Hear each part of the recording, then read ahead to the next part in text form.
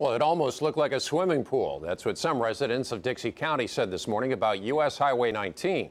Heavy rains caused localized flooding across parts of north central Florida, but TV 20's Nico Clemens reports in Dixie County, residents say this happens to them all the time.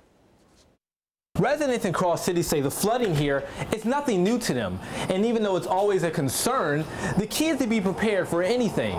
This is routine for us here. Between 7 and 7:30 this morning, Dixie County received about 1.5 inches of rain, according to Dixie County's Director of Emergency Services. If you add that with what they've gotten in the past 24 hours, the county received nearly 5 inches of rainfall. When you get 8 or 9 inches of rain in just a few hours, it's nowhere for it to go. Officials with Dixie County Emergency Management say some of the lanes on Highway 19 were underwater this morning. The water has since subsided, but Lydia Baptist Church still has to deal with water issues. It's hardly ever does this like this much. Deacons Junior Roberts and Hal Tuning have been going to this church for over 50 years. It was established in 1932. Today they both decided to be good stewards and check up on any damage. When I come out here earlier, about 7:30, 8 o'clock, it wasn't even up to the back of the rooms here.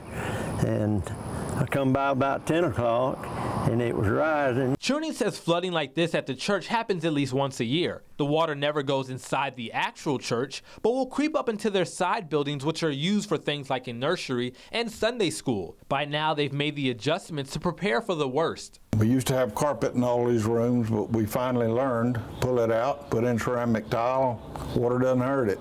Robert says at one point they dug a ditch around the church to keep the water farther away, but the heavy rainfall is just too much at times. Even if the water starts to go inside their classrooms, both deacons say they have other spaces in the church they can go in. We'll survive it. We got to. Tim Alexander says once the rain started to slow down, the drainage systems did what they needed to do and the water receded off the roadways. Now they're continuing to monitor the situation.